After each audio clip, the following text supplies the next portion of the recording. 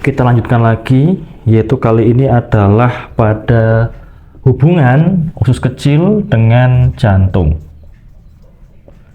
Nah, mereka kan berpasangan ya, antara SI dan HT, usus kecil dan jantung itu berpasangan yin dan juga yang.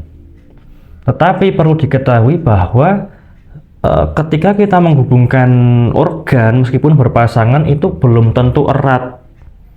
Yang contoh yang erat itu misalnya adalah seperti limpa dengan lambung, kemudian liver, dan juga berhubungannya dengan kantung empedu itu erat, sangat erat sekali. Nah, tapi pada usus kecil dan jantung itu hubungannya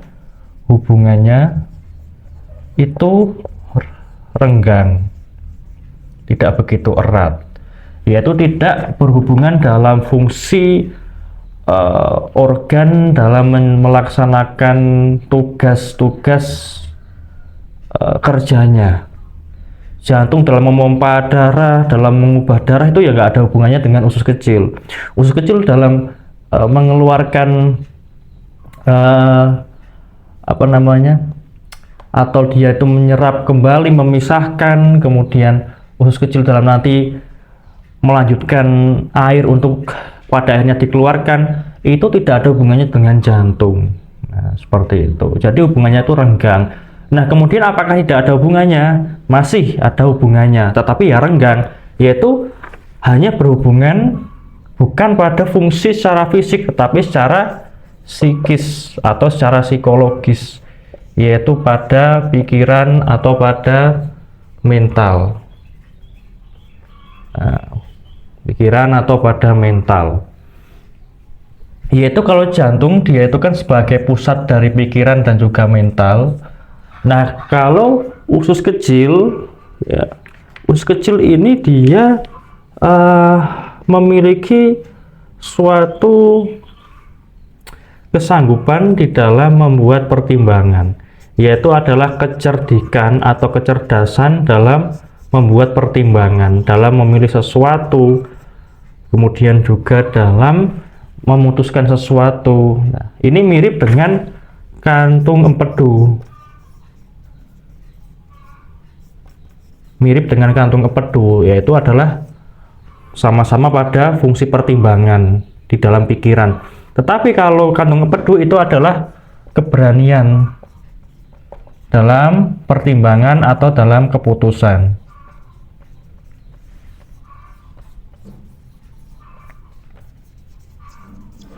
Nah, jadi saya ulangi lagi, hubungan usus kecil dengan jantung itu adalah pada psikis ya, pikiran atau mental, yaitu kalau jantung itu bertanggung jawab atas pikiran secara menyeluruh, mental secara menyeluruh, emosi secara menyeluruh. Kalau usus kecil itu adalah pada kecerdikan atau pada kecerdasan di dalam membuat pertimbangan untuk memutuskan sesuatu ya. Jadi kecerdasan dalam pertimbangan atau dalam suatu keputusan. Nah, yang kemudian fungsi ini mirip dengan kantung empedu, yaitu kalau kantung empedu adalah keberanian dalam membuat pertimbangan atau membuat keputusan. Nah, sama-sama berhubungan dengan pertimbangan atau keputusan, tapi perbedaannya adalah pada perannya.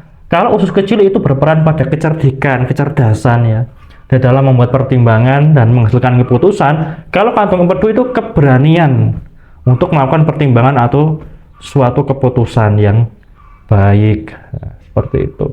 Nah, kembali lagi ke hubungan usus kecil dan jantung secara psikis, yaitu kalau pikiran itu dia juga akan berpengaruh pada bagaimana kecerdikan dalam membuat pertimbangan, menghasilkan suatu keputusan, dan sebaliknya kecerdasan untuk membuat pertimbangan, menghasilkan suatu keputusan itu juga bisa mempengaruhi pikiran, mental, dan juga emosi. Jadi mereka itu antara usus kecil dan jantung saling berkaitan hanya pada sisi psikis atau pada sisi psikologis. Kalau pada fungsi, pada pencernaan, pada darah dan lain sebagainya itu tidak.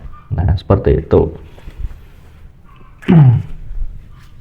Kemudian satu lagi, yaitu adalah pada kondisi patologis atau pada kondisi ketika tubuh bermasalah, tubuh berpenyakit.